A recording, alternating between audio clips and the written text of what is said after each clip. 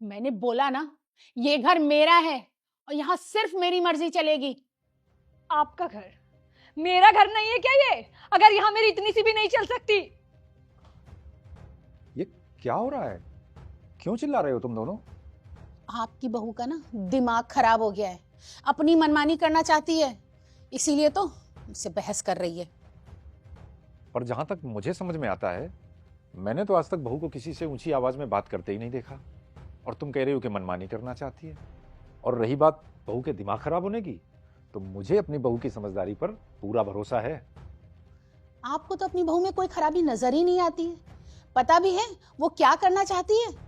अरे आप भी सुनेंगे ना तो आप भी इस बात के लिए राजी नहीं होंगे।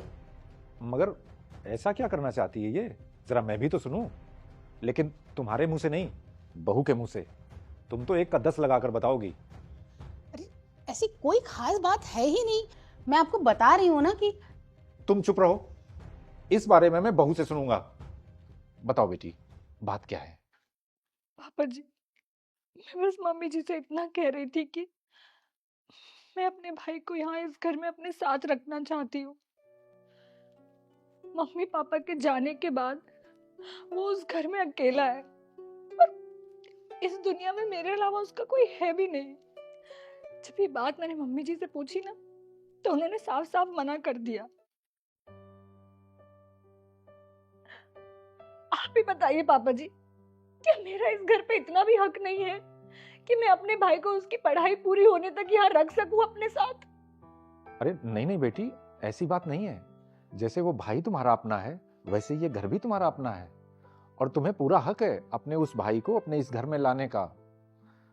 और फिर हम अगर ऐसे समय में उसका साथ नहीं देंगे, तो फिर भला और कौन देगा? लेकिन मुझे तो अफसोस हो रहा है कि ये बात मेरे दिमाग में क्यों नहीं आई। बस यही बात मैं मम्मी जी को समझाने की कोशिश कर रही थी। भगवान की ब्लेसिंग से हमारे घर में किसी चीज की कोई कमी नहीं है। अगर मेरा भाई यहाँ आकर रह लेगा तो क्या प्रॉब्लम हो जाएगी? इन्होंने मना किया तो किया, मुझे ताना मारकर बोल रही है कि जब खुद का घर खरीदोगी ना तब अपनी मनमानी चलाना। ये घर मेरा है, यहाँ मेरी मर्जी के बिना एक पत्ता भी नहीं हिलेगा। जबकि संजू ने भी हाँ कर दी थी, उन्होंने तो खुद मुझसे कहा था कि मैं जाकर तुम्हारे भाई को ले आता हूँ। बट फिर भी मैंने एक बार सोचा कि आप लोगों से डिस्कस कर लूं। तुम्हारा दिमाग तो ठीक है ना? तुमने बहू से ये कैसे कह दिया कि ये घर उसका नहीं है?